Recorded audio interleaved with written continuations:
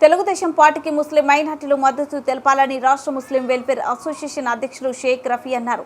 రాష్ట్ర ప్రజలను ఉద్దేశించి ఆయన మాట్లాడుతూ గతంలో ఎన్నికలకు ముందు ఇచ్చిన వాగ్దానాలను ముస్లింలకు అమలు పరచకుండా ముస్లింల సంక్షేమ నిధులను వేరే పథకాలకు మళ్లించిన ఘనత ముఖ్యమంత్రి వైఎస్ జగన్మోహన్ రెడ్డికి దక్కుతుందన్నారు. రాష్ట్రంలోనే ప్రతిష్టాత్మకమైన ముస్లిం మైనార్టీల పథకాలన్నీ నిర్వీర్యం చేశారని ఆయన మండిపడ్డారు. ఎన్నికల్లో తెలుగుదేశం పార్టీకి ఓటు వేసి రాష్ట్రంలో ముఖ్యమంత్రిగా చంద్రబాబు నాయుడుని చేయాలని రఫీ అన్నారు. ఈరోజు రాష్ట్ర వ్యాప్తంగా పర్యటించడం జరిగింది.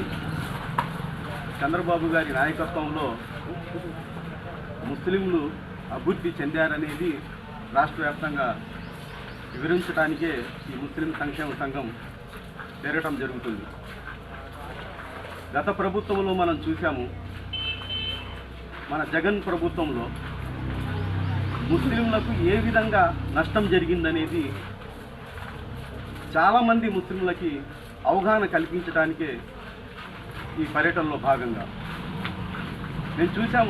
ఒక్కసారి ఛాన్స్ అన్నాడు, ఒక్కసారి గెలిపిస్తే ఎస్టీ, ఎస్సీ, బీసీ మైనార్టీలకు కూడా నేను బాగా చూసుకుంటాను, ముస్లింల పక్షపాతి అని చెప్పాడు.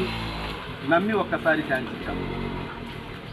గెలిచిన తర్వాత ఆయన చేసిన పని సెంట్రల్లో బీజేపీ ప్రభుత్వంతో కలిసి అక్కడ మనకి ఎన్ఆర్సీ సిఏఏకి మద్దతు పలికాడు. 22 సీట్లు ఇచ్చాం. ముస్లింలు 80% ఓట్లు వేసాం గతంలో. ఆ గతంలో మేము కూడా మద్దతు ఇచ్చాం. ఇస్తే చేసిన పని ఏంటంటే ఎన్ఆర్సీ సిఏఏకి మద్దతు పలికి ముస్లింలకి వెన్నుపోటు పొడిచాడు. అలాగే త్రిపుల్ తలాక్కి మద్దతు పలికాడు. అది కూడా ముస్లింలకు ద్రోహం చేశాడు. అలాగే ఆర్టికల్ 370కి మద్దతు పలికాడు.